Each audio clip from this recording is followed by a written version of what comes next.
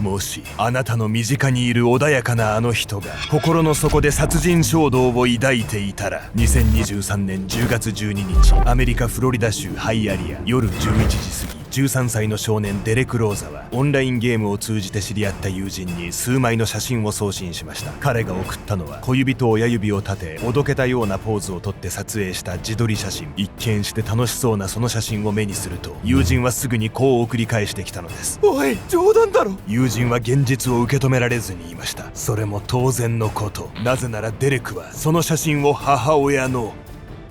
返り血を浴びた状態で撮影していたから。母親の返り血を浴びた姿の自撮り写真を友人に送りつけた少年。穏やかな優等生として知られていた彼が凶行に及んだ理由とは。誰よりも母を思っていたその少年は、その思いの重圧によって壊れていたんです。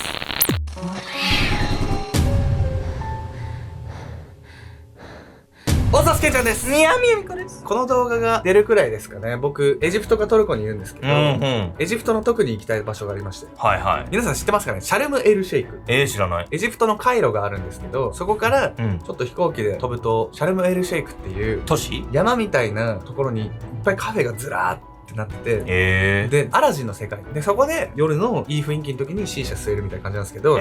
ただ残念なのが女の子と行くわけじゃなくて、うん B 山、若手 TV って言って僕が仲良くしてる先輩がいるんですけど、YouTube の B 山と行くんで、B 山と普通にいい感じになっちゃう。いいじゃない、ボーイズラブ。今回はアメリカフロリダ州で起きた親子間の殺人事件をご紹介します。これね、13歳の少年が母親を殺害してしまうんですが、彼はね、かなり成績もね、優秀だったため、周りの人がね、みんな揃いも揃って信じられないと言っているね、衝撃の事件なんです。それはなんか予想だけどさ、母親の期待に応えなきゃみたいな優等生なりの葛藤みたいなのがあったってこと？いや、闇野さん鋭いですよ、それ。これ動画をご覧の皆さんももしかしたらね、同じような経験あったかもしれません。この事件はね、犯人の少年が自ら警察へ通報したことから発覚するんです。優等生の凶行。2023年10月12日アメリカフロリダ州ハイアリア、夜11時31分、緊急通報911へ一人の少年から通報が入りました。Do you think we can help your mom? Miss, she's dead.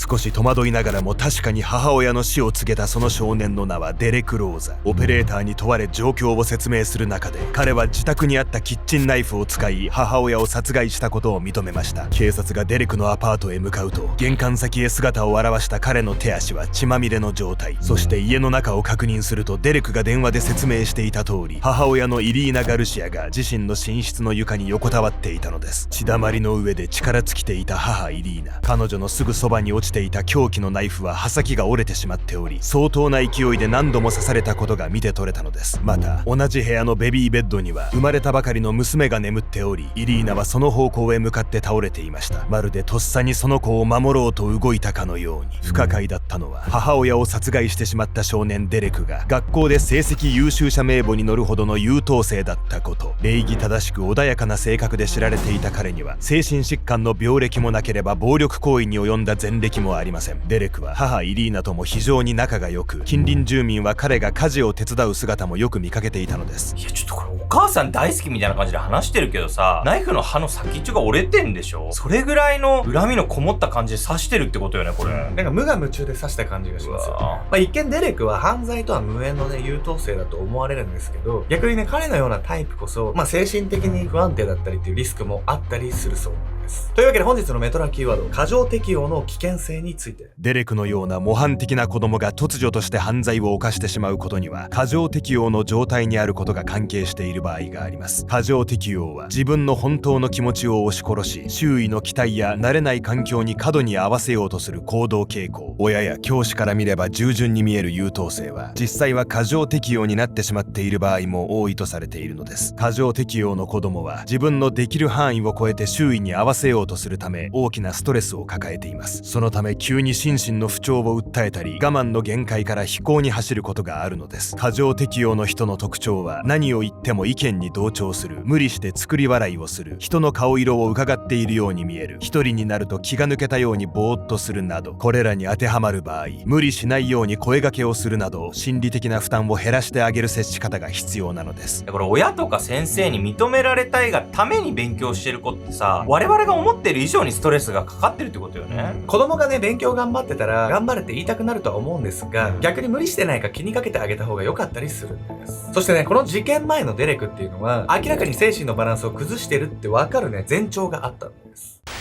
少年の異変。教師や両親からは礼儀正しく穏やかな優等生として知られていたデレク。実は事件の2週間前、友人たちは彼のいつもとは違う振る舞いを目にしていました。怖いの見せてやろうか。突然友人グループに送信されたデレクからのメッセージ。そのメッセージに添付されていたのは、アメリカ軍の予備役兵が自ら命を絶つ動画でした。デレクは銃と笑顔の絵文字を添え、その動画を面白いと語ります。このほか、ハロウィンには映画13日の金曜日の殺人鬼ジェイソンに扮する予定だと話すなど、デレクは暴力シーンを伴う作品や動画に強い関心を見せていたのです。殺人鬼が出てくる作品が好きになるってこと自体はおかしいことじゃないと思うけどさ、事件の2週間前から急にでしょ、好きになったのが。ちょっと変よね。実はデレクがね、急に暴力的な動画とかね、映画っていうのに興味を持つようになる直前にね、このデレクの家族にある変化が起きてたんです。そしてその変化がデレクを追い詰めたと言われてるんです。友人たちがデレクの異変を感じ始めたのと同じ頃、彼の家族に訪れていた変化。それは母親のイリーナと2年前に再婚した継父フランク・ラモスの間に新しく女の子が生まれたことでした。トラック運転手の継父はあまり家へ帰らないため、母イリーナが育児を一手に引き受けることに。母の関心が妹に全て奪われてしまったことは、母親の期待に応えようと奮闘してきたデレクの中に耐え難い葛藤を生んだと考えられるのです。こうして不安定になっていったデレクの精神状態は、この後ついに崩壊の時を迎えてしまいます。狂気の果て。事件当日の2023年10月12日の夜8時半頃、母イリーナは生まれたばかりの赤ちゃんに授乳をする最中、外出しようとしたデレクをこう呼び止めました。廊下を走らないでって言ってるでしょ。普段は母親から注意を受ければ従順に従っていたデレク。しかしこの時の彼の返答はいつもと少し違っていたのです。なんだよ、いつも。口調こそ荒げないものの苦笑いするようにしてそう答えたデレクの言葉はどこか反抗的に思えました。ただそこから口論になるようなことはなかったため、母イリーナは特に気にする様子もなく、夜10時には娘を連れて寝室へ向かったのです。そして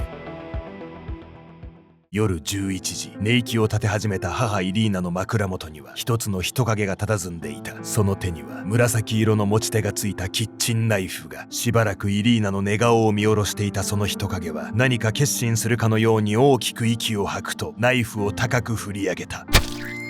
焼けるような激痛に母イリーナは悲鳴を上げて飛び起きた。同時にその目に飛び込んできたのは、優しく聞き分けが良かったはずの息子デレクの憎しみに満ちた顔だった。デレク、やめて！母イリーナは必死に抵抗するが、デレクはまるでその声が聞こえていないかのように何度もナイフを振り下ろした。ベッドから床へ転がり落ちるイリーナ。彼女は最後の力を振り絞り、すぐそばのベビーベッドへ手を伸ばそうとするが、その最中に意識を手放してしまう。血だまりの上で動かなくなった母親を見下ろすデレク。おもむろにスマホを取り出した彼は、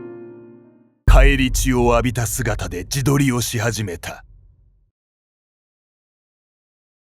なんでお母さんを殺したその場でさ、自撮りなんかしちゃうわけ？ほんと正気じゃないじゃない。事件当日の様子からね、デレクはお母さんがね、妹ばかり可愛がってるっていうのをね、気になっちゃって、すっごくそれに対してストレスがあったみたいなんです。それでいて自分にはきつい叱り方をするお母さんに対して、かなりね、嫌悪感だったりとか、恨みみたいなね、普通はそこまでいかないじゃないですか。でもそういうのがあったみたいなんです。とはいえね、ここまでひどい殺し方をするっていうのは、やっぱり正直我々には到底理解はできないんですけども、デレクは母イリーナの頭や肩、背中など合計46箇所をめった刺し、また彼はイリーナの首元を切り裂いており、それが致命傷となりました。さらにデレクは母親を殺害した後、その場でスマホを構え、舌を出した陽気なポーズで自撮りをし始めます。彼は母イリーナの遺体にもスマホを向け、数度シャッターを押しました。そしてデレクはまるで犯行を誇るかのように、オンラインゲームで知り合った友人にそれらの写真を送信。次のようなメッセージを添えたのです。ごめん、俺たちはもうお別れだ。そこからデレクはケーフのクローゼットへ向かうと、そこに保管されていた拳銃を手に取りました。そう、彼は母親を殺害した後、自分も死ぬつもりでいたのです。弾丸を装填し、自分の頭へ向けて拳銃を構えるデレク。しかし、くそ、ダメだ。そうつぶやくと、デレクはすぐに拳銃を下ろしました。どうしても引き金を引く勇気が出なかった彼は911へ通報し、自身の罪を告白することことにしたのです。電話口のデレクは母親を殺害した事実を説明しながらも、今にも泣き出しそうな声で本当に悲しいと口にしました。また殺害現場で何も知らずに寝ていた妹については、彼女には触れていない、起きたらどうすればいいかなどと心配するような場面も。さらに警察がアパートへ近づいてきたことに気づいたデレクは、自分は殺されるのかと不安げに問いかけます。約17分間のその電話からは、自分がしてしまったことに理解が追いつかず、動揺を隠せずにいる彼の心境が見て取れたのです。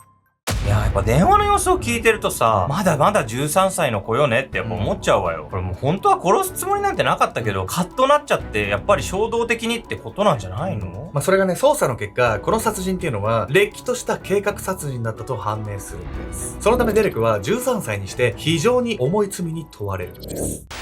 閉ざされた真実。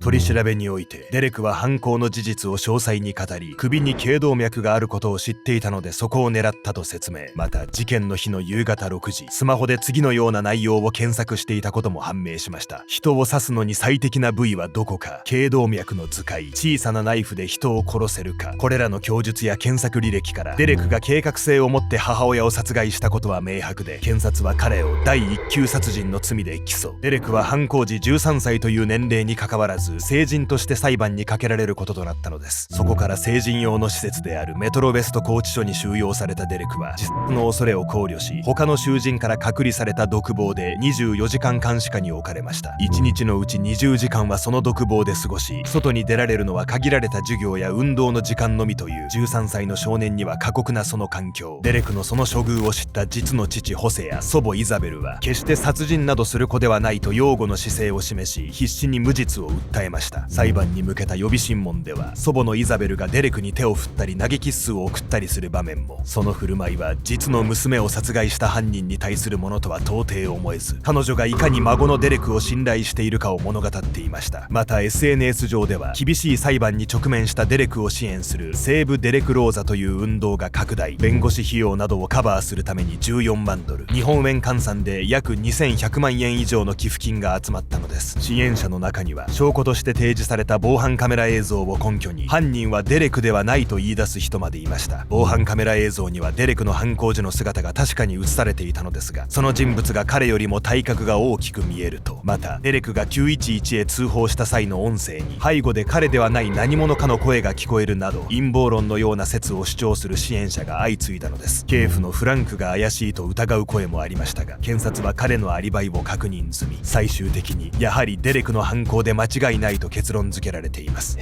返り血浴びた状態で自撮りまでしてるのにさ、無罪だって訴えてる人そんないるの？普段はね、模範的生徒だったし、通報時もね、かなり落ち着いて受け答えていたんで、そういう印象になったみたいなんです。デレクは逮捕から現在に至るまで、動機についてだけは一貫して口をつぐんでいます。警察の取り調べでも、犯行について詳細に語ったにもかかわらず、動機に関する質問をされると、トイレへ行きたいと言ってはぐらかし、その後すぐに弁護士を要求。裁判まで同様の姿勢を貫きました。精神鑑定によって、デレクは ADHD や自閉症スペクトラムの可能性があるともされましたが、それがこれほど残虐性の高い犯行につながるかは意見が分かれるところ。専門家は、妹に母親の関心が向いたことによる嫉妬や家庭内の疎外感が原因である可能性を指摘しています。デレクの裁判は当初2024年末に予定されていましたが、証拠の開示をめぐる争いや未成年者を成人として裁くことに関する対立により複数回延期されました。そして事件から3年が過ぎた2026年1月16日、彼は結局司法取引に応じ第2級殺人で有罪を認めます。判決は懲役25年、さらに出所後20年の保護観察処分も決定しました。 FBI の統計によると、実の子が親を殺害するケースは全殺人事件のうち約 2% 程度と非常に稀。親を殺害する動機としては長年の虐待への報復が最多とされており、母親を慕っていたにもかかわらず殺害してしまったデレクのケースは極めて特異と言えます。あなたは彼のように親の期待に応えようと過度なプレッシャーを感じた経験がありますか？その苦しみは時に憎悪に変わってしまうこともあるのでしょうか？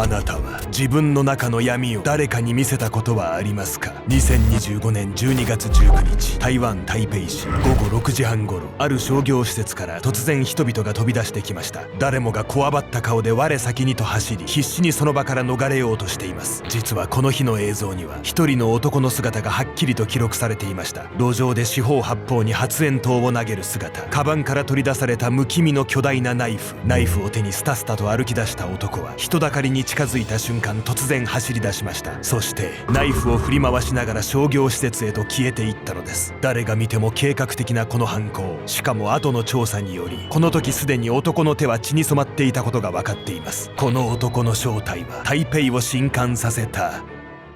無差別殺人犯だったのです。平和な台北の街で発生した無差別殺傷事件。一見平凡な男に潜んでいた衝動の正体とは、彼を駆り立てたのは心の中に潜んでいた奪う側への憧れだったんです。